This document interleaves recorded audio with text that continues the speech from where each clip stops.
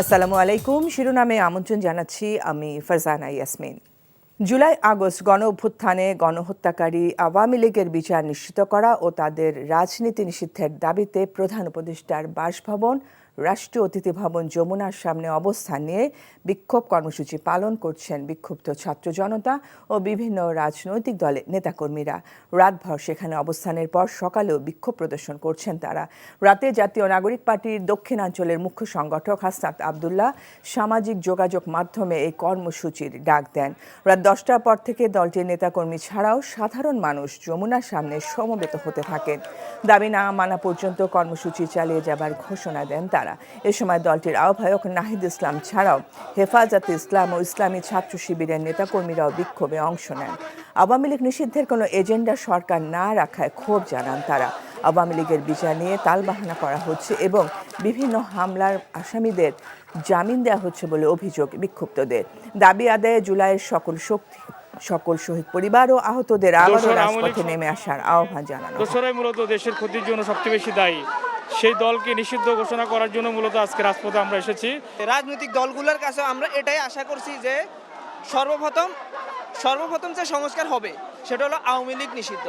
কিন্তু কেন জানি তারা বিভিন্নভাবে ঘুরাইয়া পেঁচাইয়া রাজনৈতিক দলগুলো যে একমত হতে পারছে না আওয়ামী লীগ নিষিদ্ধের দাবিতে। আওয়ামী লীগ নিষিদ্ধ না করার কারণগুলো মোটামুটি স্পষ্ট। আমরা আওয়ামী লীগের যে রাজনৈতিক ফ্রন্টের নেতাকর্মী ছিল তাদেরকে যদিও উৎখাত করতে সক্ষম হয়েছি, বাট এখনও প্রশাসনে তারপর আরও রাষ্ট্রীয় বিভিন্ন গুরুত্বপূর্ণ পর্যায়ে আওয়ামী লীগের লোকজন রয়ে গেছে। এরকমের কিছু ব্যাপার স্যাপার এগুলো এখন ওপেন সিক্রেট। এই মুহূর্তে প্রধান উপদেষ্টা বাসভবন যমুনার সামনে বিক্ষোভ ও অবস্থান কর্মসূচি স্থলে আছেন সিনিয়র করেসপন্ডেন্ট তামজিদ সুমন। সেখান থেকে তিনি আমাদের সাথে সরাসরি যুক্ত হচ্ছেন। তামজিদ, এই মুহূর্তে সেখানকার পরিস্থিতি কেমন দেখছেন, কি বলছেন বিক্ষোভকারীরা?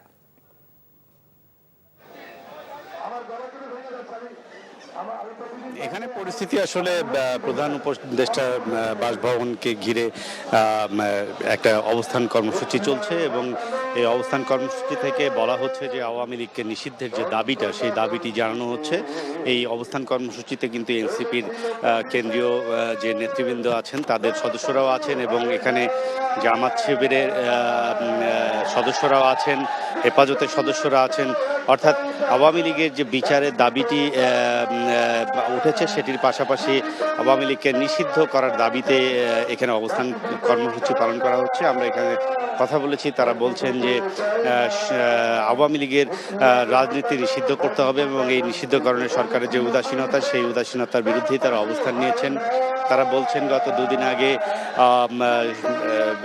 সাবেক রাষ্ট্রপতি আব্দুল হামিদ তিনি দেশ থেকে চলে গেছেন। তাদের বক্তব্য হচ্ছে তার বিরুদ্ধে মামলা রয়েছে, সেটি তদন্তাধীন রয়েছে। তারপরেও কিভাবে তিনি দেশের বাইরে চলে গেলেন এবং এখান থেকে দাবি উঠেছে যে এই যে উদাসীনতা, এই উদাসীনতার বিরুদ্ধে তারা বলতে চান এবং তারা বারবারই বলছেন যে খুব দ্রুত সময়ের মধ্যে আওয়ামী লীগের রাজনীতি নিষিদ্ধ করতে হবে। এখানে কিন্তু স্লোগান দেয়া হচ্ছে এবং আওয়ামী লীগের বিরুদ্ধে স্লোগান দেওয়া হচ্ছে এবং প্রধান উপদেষ্টাকে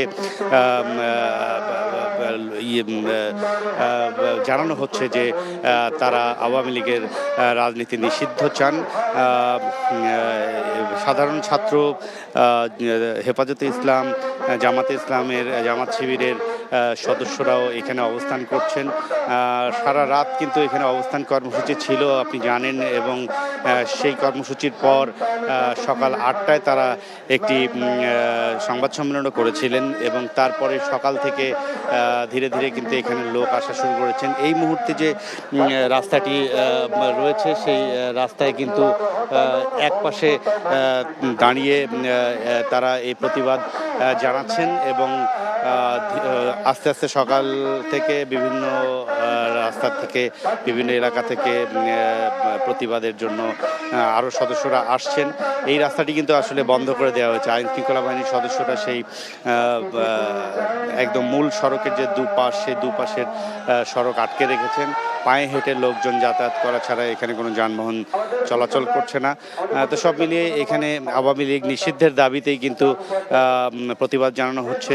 প্রধান উপদেষ্টাকে লক্ষ্য করেই তারা স্লোগান দিচ্ছেন এবং প্রধান উপদেষ্টাকে জানাচ্ছেন যে যত দ্রুত সম্ভব তারা আওয়ামী লীগের রাজনীতি নিষিদ্ধ চান।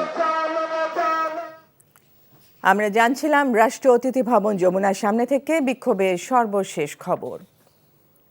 অবিলম্বে আওয়ামী লীগ নিষিদ্ধের দাবিতে ঢাকা আরিচা মহাসড়ক অবরোধ করে বিক্ষোভ করেছেন জাহাঙ্গীরনগর বিশ্ববিদ্যালয়ে বৈষম্য বিরোধী ছাত্র আন্দোলনের শিক্ষার্থীরা। গত মধ্যরাতে বিশ্ববিদ্যালয়ের বটতলা থেকে বিক্ষোভ মিছিল বের করেন তারা। এটি ক্যাম্পাসের বিভিন্ন সড়ক প্রদক্ষিণ করে। পরে প্রধান ফটক ডেইরি গেট সংলগ্ন ঢাকা আরিচা মহাসড়কে অবস্থান নেন শিক্ষার্থীরা। এ সময় আওয়ামী লীগের বিচার ও দলটির রাজনৈতিক কার্যক্রম নিষিদ্ধের দাবিতে বিভিন্ন স্লোগান দেন অবরোধকারীরা। এ সময় মহাসড়কে যান চলাচল বন্ধ হয়ে যায়। প্রায় 30 মিনিট পর অবরোধ তুলে নেন শিক্ষার্থীরা।